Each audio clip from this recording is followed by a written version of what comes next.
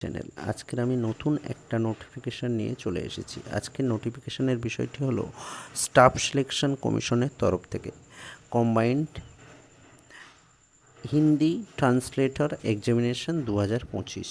Staff সিলেকশনের তরফ থেকে কম্বাইন্ড হিন্দি ট্রান্সলেটর এক্সামিনেশন 2025। এখানে date of submission of online application 5/6/2025 থেকে 26/6/2025। তারপরে last date of receipt of online application 26/6/2025। তারপর কি বলা হয়েছে, last date of making online fee payment, অর্থাৎ কত তারিখ পর্যন্ত টাকা দিতে পারবে, 27/6/2025 পর্যন্ত।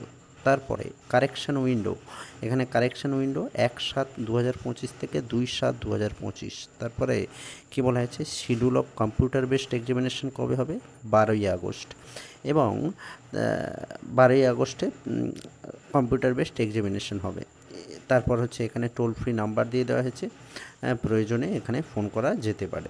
তারপরে ওই নোটিফিকেশান সম্পর্কিত সমস্ত কিছু এখানে দিয়ে দেওয়া হয়েছে।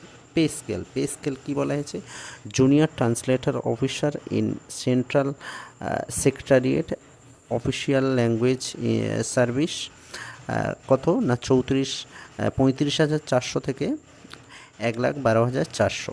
তারপরে কি বলা হচ্ছে, junior translator officer in arm post headquarter, সেখানে 35,400 থেকে 1,12,400 পর্যন্ত স্যালারি। এই দুটো টাইপের পোস্টে অ্যাপ্লাই করতে হবে এবং এছাড়া আরও কী কী পোস্ট আছে, junior Hindi translator, junior translation officer, junior translator and various central government ministry, department and organisation. সেক্ষেত্রে স্যালারি কত, 35,400 থেকে 1,12,400। তারপরে senior Hindi translator or senior translator in various central government ministry, department and organisation, সেখানে 44,900 থেকে 1,42,400। তারপরে sub inspector Hindi translator in central reserve police force, সেখানে 35,400 থেকে 1,12,400 salary. Tentative vacancy কত না 437। তারপরে এই নোটিফিকেশানের সমস্ত ডিটেলস কিন্তু এখানে দিয়ে দেওয়া আছে। নোটিফিকেশানটা ভালো করে দেখে তারপর কিন্তু তোমরা ফর্ম ফিল আপ করবে। এখানে সমস্ত ডিটেলস কিন্তু এখানে বলে দিয়েছে। তারপরে এখানে দেখো বলে দেওয়া হয়েছে যে মানে অ্যাপ্লিকেশান করতে গেলে কী কী ক্রাইটেরিয়া থাকতে হবে, যেমন এখানে বলে দিয়েছেন ন্যাশনালিটি, সিটিজেনশিপ, সমস্ত কিছু এখানে কিন্তু বলে দেওয়া হয়েছে। তারপর এখানে এজের ক্ষেত্রে কি বলা হয়েছে না, এজ কত থেকে কত হতে হবে না 18 থেকে 30 বছরের মধ্যে, 18 থেকে 30 বছরের মধ্যে এজ হতে হবে।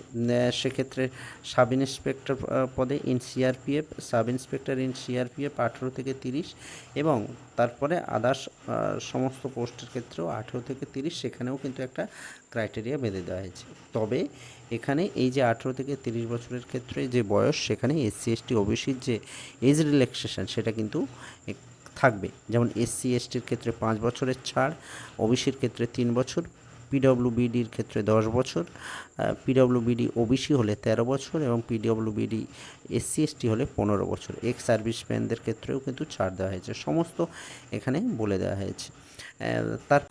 তারপর এখানে অনলাইন রেজিস্ট্রেশনের ব্যাপারে সমস্ত ডিটেলস কিন্তু বলে দেওয়া হয়েছে, এবং এখানে যে সমস্ত পোস্টগুলো আছে এবং সমস্ত কোয়ালিফিকেশান, মাস্টার ডিগ্রি, মোটামুটি মাস্টার ডিগ্রি থাকতে হবে, তার সঙ্গে হিন্দি, ইংলিশ, এই সমস্ত বিষয়গুলো মানে ভাষাগুলো জানতে হবে, সেই সম্পর্কিত একদম সমস্ত ডিটেলস কিন্তু এখানে দিয়ে দেওয়া আছে। তো এই সমস্ত নোটিফিকেশানটা ভালো করে দেখে তারপর কিন্তু তোমরা ফর্ম ফিল আপ করবে। এবং ফিজিক্যাল স্ট্যান্ডার্ডের ক্ষেত্রেও এখানে বলে দেওয়া হয়েছে যে ফিজিক্যাল স্ট্যান্ডার্ড মেলদের ক্ষেত্রে কত, ফিমেলদের ক্ষেত্রে কত, অর্থাৎ মেল ফিমেল উভয়ই এখানে অ্যাপ্লাই করতে পারবে। তো এই সমস্ত নোটিফিকেশানটা ভালো করে দেখে তারপর কিন্তু তোমরা অ্যাপ্লাই করবে। তো আজ এ পর্যন্ত, দেখা হবে আবার পরের ভিডিওতে। ধন্যবাদ।